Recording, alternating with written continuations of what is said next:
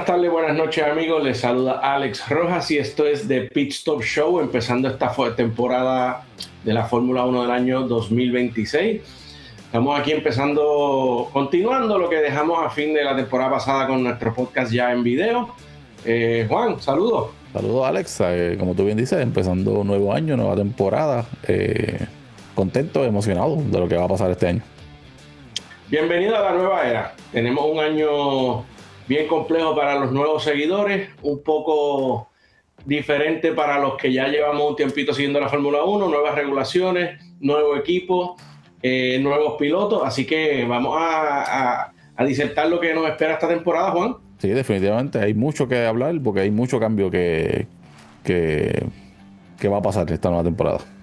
Tenemos nuevos motores, nuevos reglamentos, nuevo equipo, entra Cadillac, entra la era de los nuevos motores, 50% de energía de batería y 50% combustión. Juan, ¿qué puedes decir de eso?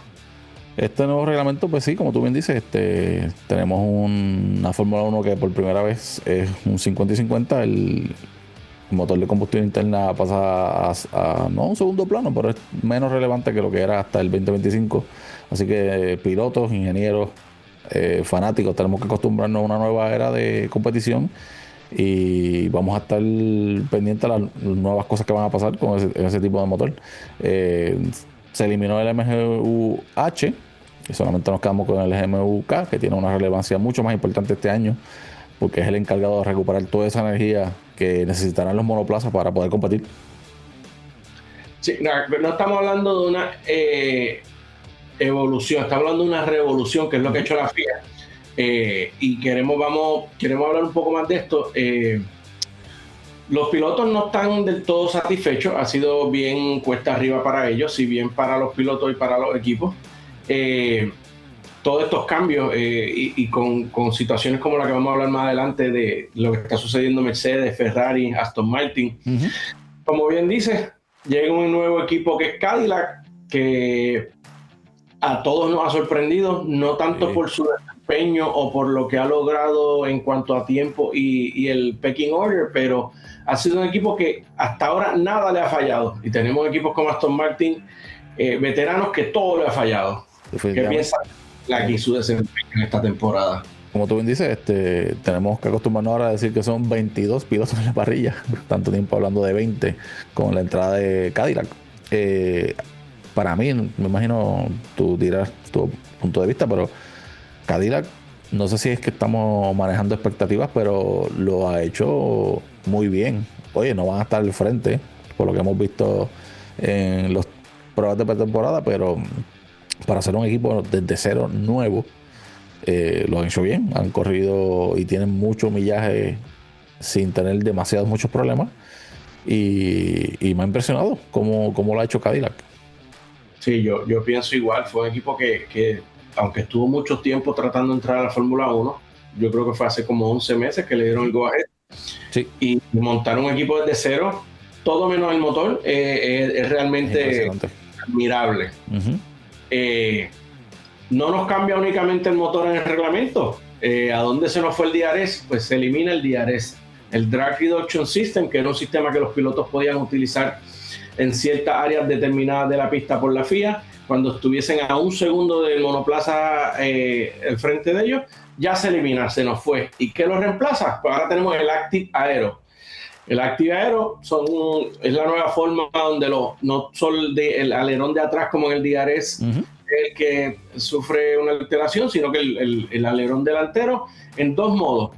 Modo de alta carga, que es curva, y modo de baja carga, que es recta. Lo que le llaman el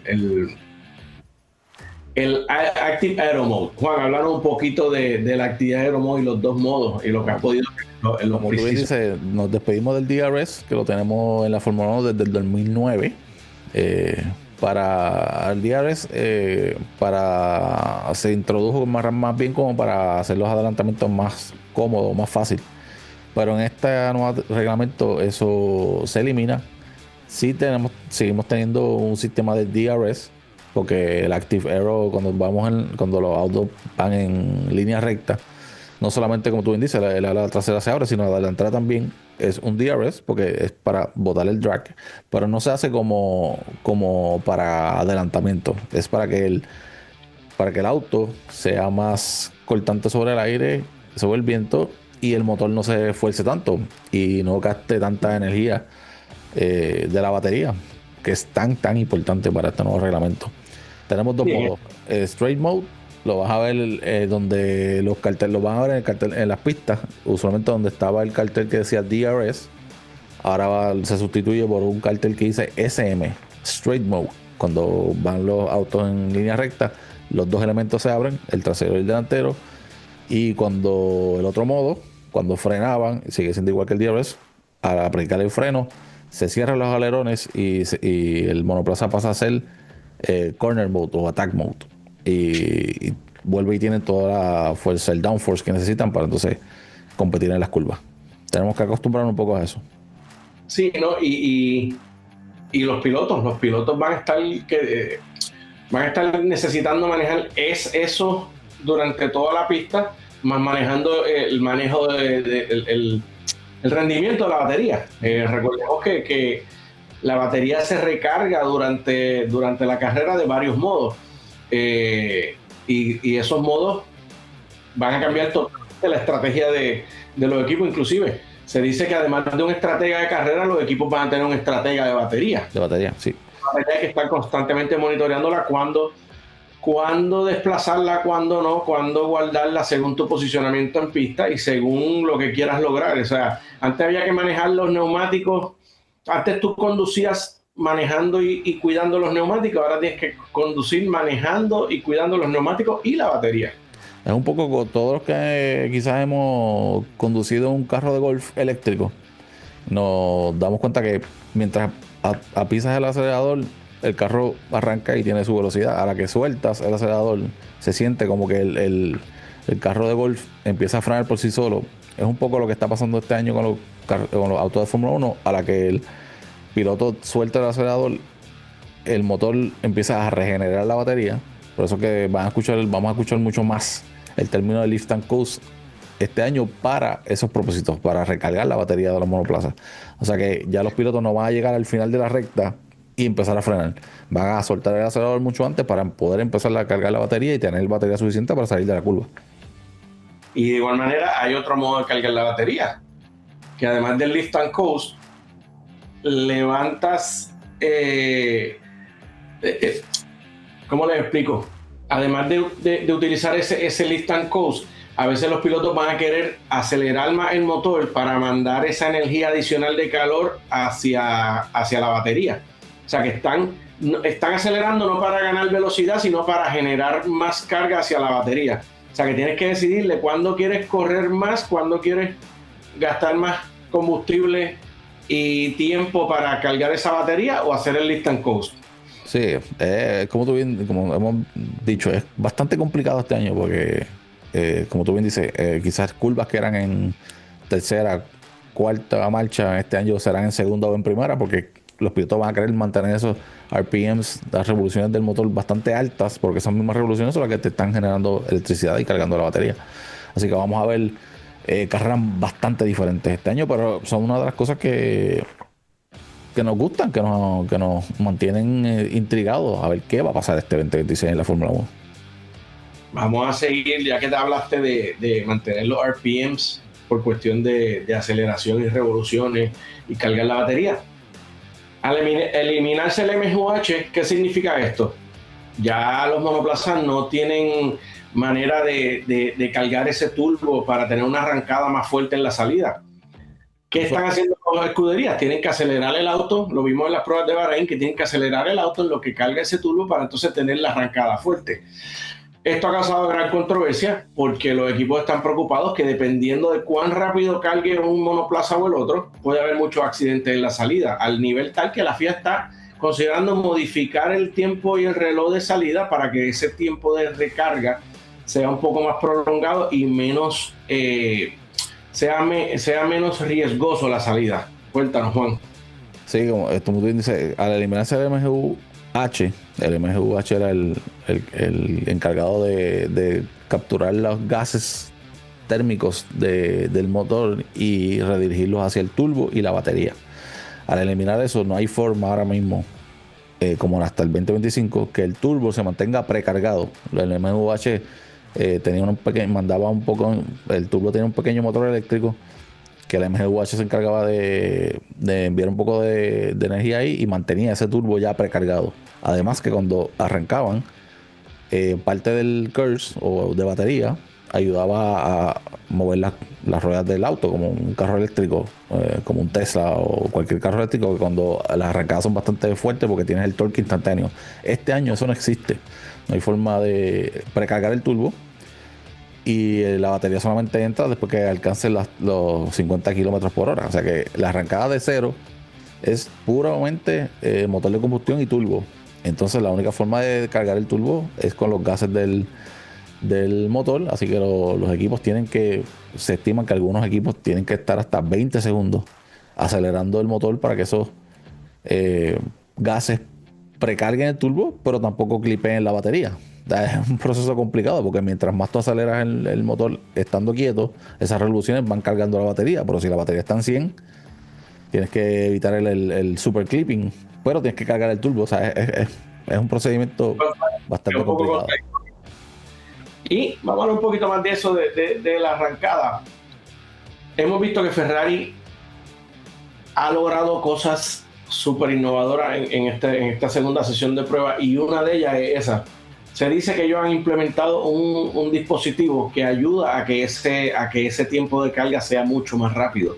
Y lo vimos en una mega arrancada de las de práctica que tuvo Luis, que salió como ambulancia. O sea, nos sorprendió a todos. Creo que estaba P5 y P9. Llegó curva. P9. Sí, sí, todos vimos esa arrancada de Lewis Hamilton y nos quedamos, ¿what? Pero también es algo que Ferrari y Fred Vasseur ya había levantado la bandera roja hacia la FIA. Porque obviamente no iban a tener ese como pliegue, ese turbo ya poder precargarlo con el MGUH. Y fue algo que una de las reuniones de la comisión de la FIA se levantó, y se dice, por ver los reportes, de que la FIA no le prestó mucha atención, y Ferrari, sabiendo que podría ser un problema, diseñó su motor alrededor de este problema del turbo. Y por eso es que han tenido hasta ahora.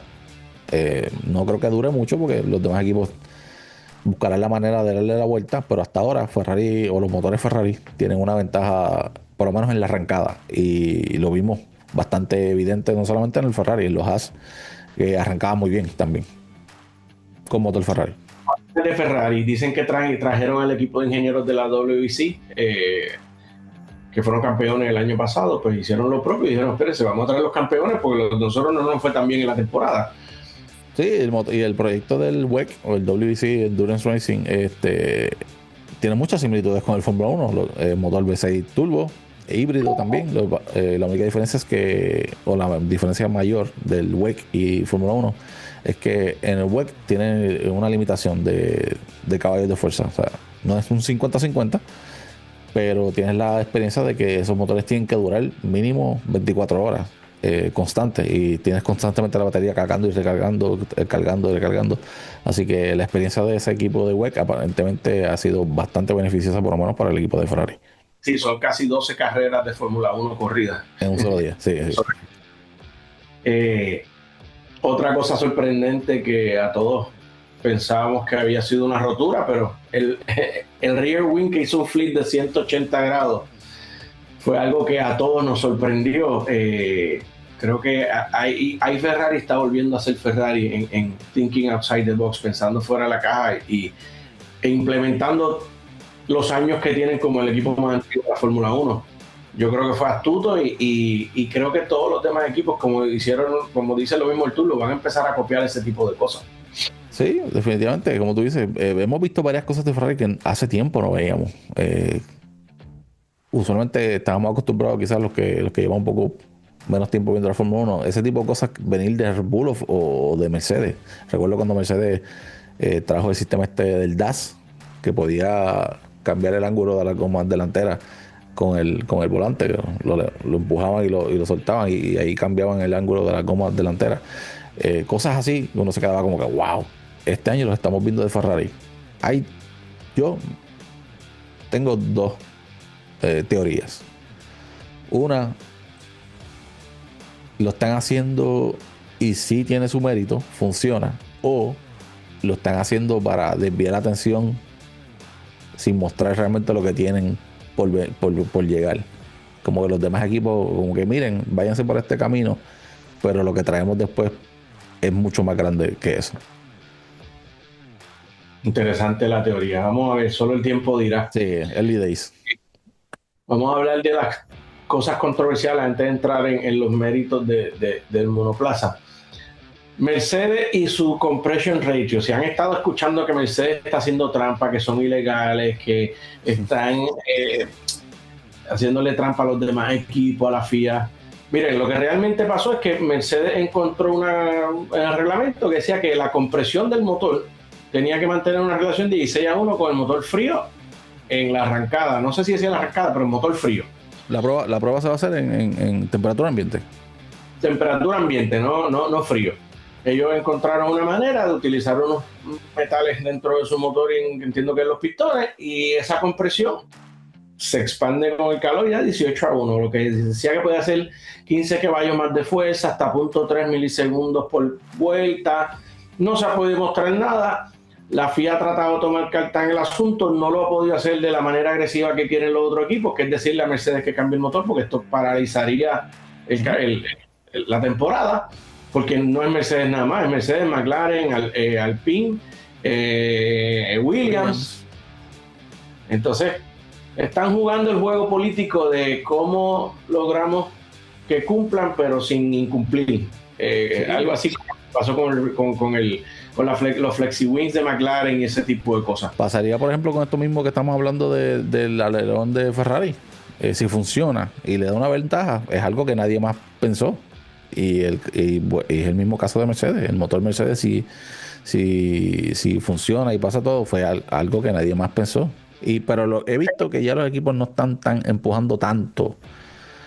Muchos de los Mercedes y a Toto Wolff están diciendo que es trampa, que es ilegal, que el reglamento. Si la FIA no ha podido revertir la decisión y están buscando vías alternas, como decir, bueno, después del parón de verano vamos a cambiar el modo y el lugar y las condiciones en que se hagan las pruebas, pues eso son otros 20 pesos, como decimos acá en Puerto Rico. Pero no sabremos. Que quede claro, hasta el sol de hoy, el motor Mercedes es totalmente legal. No hay nada de ilegal en ese motor hasta ahora. Todas las personas que dicen no, que están haciendo trampa, motor ilegal. No hay nada de prueba que indique lo contrario. Así que nos quitamos el sombrero a Mercedes porque hicieron algo que nadie más pensó.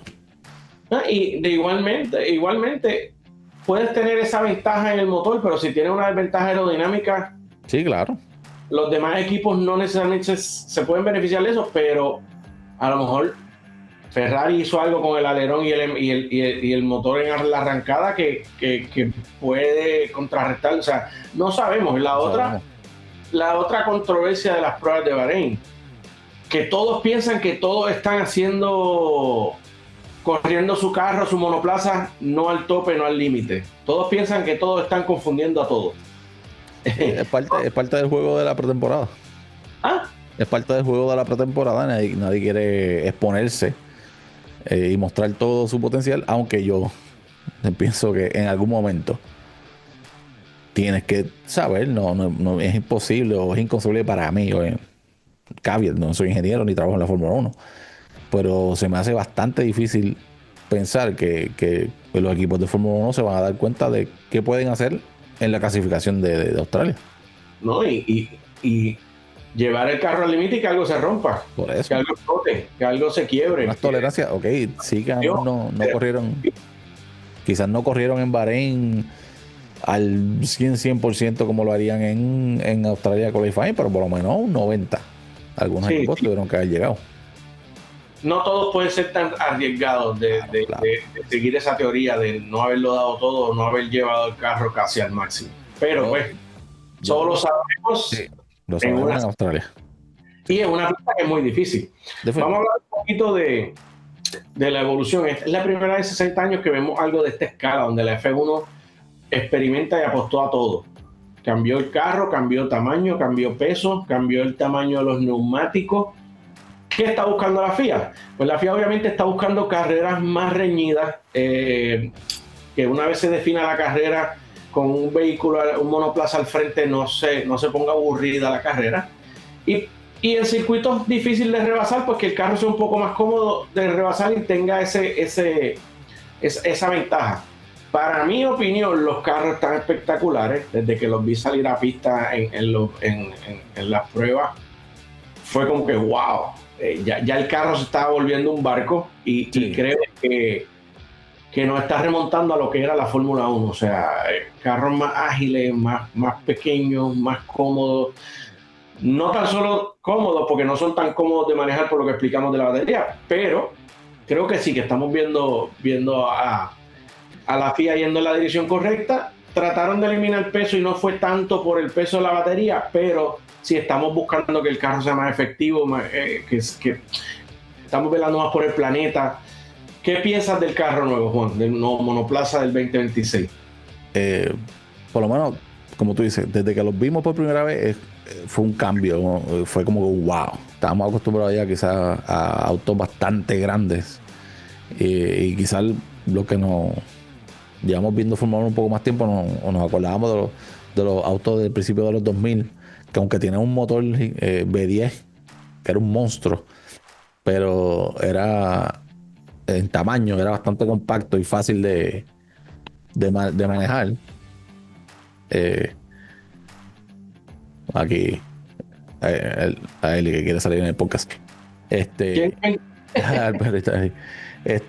Y estábamos acostumbrados a eso. Con la llegada de la época turbo híbrida del 2014 para acá, los autos de Fórmula 1 se convirtieron por necesidad en autos demasiado muy grandes. Eran bastante difíciles de hacerlos virar en curvas. Y muchos pilotos se quejaron de eso. Al final, como todo, se acostumbraron y tuvimos temporadas bastante emocionantes. Pero, como tú dices, la FIA quiere volver a lo que era antes, carros más fáciles y de manejar en curvas. Y realmente muchas de las pistas ya los carros se están convirtiendo demasiado muy grandes para las pistas que tenemos en el calendario, y eso se convirtió un poco en problema. Así que vamos a ver este año cómo la competición mejora o empeora, no lo sabremos. Pero estamos optimistas de que sea para mejorar. Sí, hay pilotos descontentos como Max Verstappen, que dijo que ya no es divertido correr la Fórmula 1. Luis al principio dijo comentarios así, pero luego parece que le cogió el gustito al monoplaza en pista. Tenemos un George Russell que está glowing en el paddock, no se está quejando. No está, se ve cómodo. Whining, que eso no es muy normal en él. Pero vamos a ir cerrando ya el episodio. Vamos a hablar de qué pasó en las pruebas. Como dice Juan, cuidado, esto es testing, esto no es clasificación. Vimos muchos equipos haciendo tandas largas, tan así de 150 vueltas por día, o sea, casi 200 y pico de vueltas en el fin de semana o los 3 días que podían usar de los 5 días. Despliegue de energía, manejando la energía, manejando la gestión del combustible. Hay una situación del combustible de Mercedes que no lo han homologado, eso está en veremos. Eso lo vamos a hablar más adelante en el próximo episodio. Vamos a entrar con más detalle de eso y ver si tenemos un invitado especial que nos pueda hablar un poco más de eso. En fin, en el 2026 no gana el más explosivo, gana el que mejor gestione la energía. El piloto su craftsmanship, o sea, su nivel de destreza no es tan solo cómo conduce en pista, es cómo maneja esa energía en las rebasadas y en ese tipo de cosas. Sí, ¿Qué tú crees que va a ser la clave de los equipos para tener éxito en esta temporada? Pues esa pregunta yo creo que la podemos dividir en dos. Yo creo que por lo menos el 2026 podemos dividir lo que va a ser la primera parte de temporada y quizás no mitad, pero la última parte de temporada vamos a ver dos. Pues es posible que veamos dos escenarios totalmente distintos. Al principio, como todos los equipos están aprendiendo cómo gestionar neumático, batería, deployment, estrategia. pero ya al final de temporada vamos a ver quizás un trend o una tendencia un poquito más convencional, a lo que estábamos acostumbrados ya a ver en competición y en carrera. Que yo pienso que va a beneficiar a pilotos que sean pilotos estrategas, un Carlos Sainz, un Lewis Hamilton, un Fernando Alonso. Son pilotos que, aparte de tener extremadamente talento de controlar un vehículo como un Fórmula 1, tiene la capacidad mental de pensar en manejo, estrategia, en gestionar el neumático, gestionar la energía, gestionar la gasolina. Esos pilotos, para mí, por lo menos a principio de temporada, son los que van a tener la ventaja de tener éxito en los grandes premios. Así que vamos a ver. Los demás, al fin se van a acostumbrar a eso, pero entiendo yo que los pilotos más veteranos al principio van a tener esa ventaja. Bueno, este fue nuestro season opener. Van a haber cambios en nuestro formato y en nuestro podcast. Gracias por seguirnos. En el próximo episodio vamos a hablar lo que se nos quedó y nos traicionó el tiempo, que fue quienes tuvieron una buena integración de su nuevo Power Unit, quienes no tuvieron problemas eléctricos, quienes tuvieron un balance aerodinámico estable. Y por el otro lado vamos a disectar y vamos a hablar de cada uno de los equipos y el análisis de sus pruebas de pretemporada, porque vimos fallos eléctricos, vimos problemas de enfriamiento, vimos problemas con el despliegue de energía, tuvimos algunas salidas de pista inesperadas de algunos pilotos. Eso es el próximo episodio, así que les pedimos que por favor nos sigan en todas nuestras redes sociales de Pit Stop Show en Facebook, Instagram, nuestro canal oficial de Spotify y YouTube, y próximamente en TikTok. Así que por favor, gracias por su auspicio, regálanos un like, un share y un follow, compártelo con tus amigos. Juan. Como siempre, Alex, un placer. Nos veremos en el próximo episodio. Gracias, Mili. Recuerden que estamos haciendo una colaboración que le llamamos el Paddock Boricua con la gente en la zona, Fórmula 1 Puerto Rico, Estados Unidos, y con los amigos de Box Talk. Síguenos, ahí vas a tener mucho análisis, mucho debate y mucha controversia. Así es. Gracias por seguirnos y nos vemos en la próxima. Chao, chao.